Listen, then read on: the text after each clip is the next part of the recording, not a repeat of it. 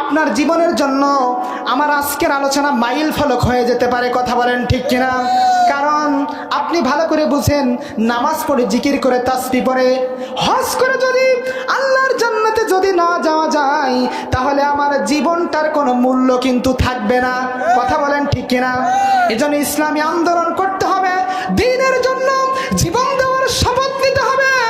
যেই শপথ নিয়েছিল সাহাবা একরাম, যেই শপথ নিয়েছিল বাংলার দামাল ছেলেরা, বৈষম্য বিরোধী ছাত্র আন্দোলনের নির্ভীক সেনারা, যাদের নেতৃত্বের কারণে, যাদের ত্যাগের কারণে বাংলার স্বৈরাচার তাগুত হাসিনার পতন হয়েছে, কথা বলেন ঠিক কিনা?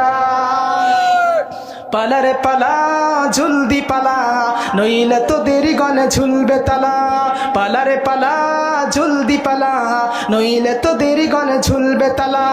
হক হয়ে আসছে, বাতিল তো কাঁপছে, হক হয়ে আসছে, বাতিল তো কাঁপছে, গড়িয়ে যাবে তোদের বিজয়ের মালা। পালারে পালা জলদি পালা, নইলে তোদের গলে ঝুলবে তালা। পালারে পালা জলদি পালা, নইলে তোদের গলে ঝুলবে তালা, কথা বলেন ঠিক কিনা? আল্লামা সাঈদীর বিরুদ্ধে অবস্থান করেছিল, বাংলার কিংবদন্তি আলেমদেরকে হত্যা করেছে, এমন জুলুম তারা করে নাই, গোটা পৃথিবীর মানুষ সচ্চক্ষে দেখেছে, কথা বলেন ঠিক কিনা?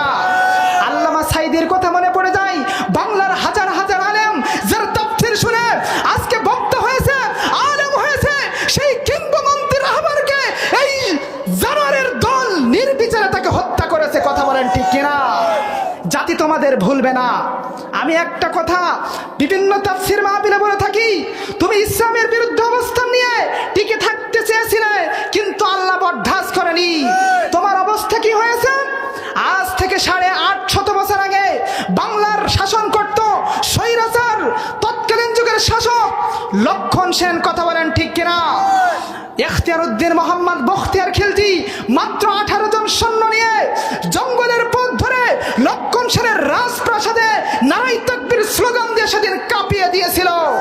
মুসলমান বীররা সেদিন অতর্কিত হামলা করে ওই কাফির সেনাদের হত্যা করে তৎকালীন যুগের ওই লক্ষণ সেন কাপুরুষ মুসলমানদের মুখোমুখি না হয়ে তার সৈন্য বাহিনীদেরকে ফেলে রেখে পিছনের দরজা দিয়ে নদীপথে পলায়ন করতে বাধ্য হয়েছিল, কথা বলেন ঠিক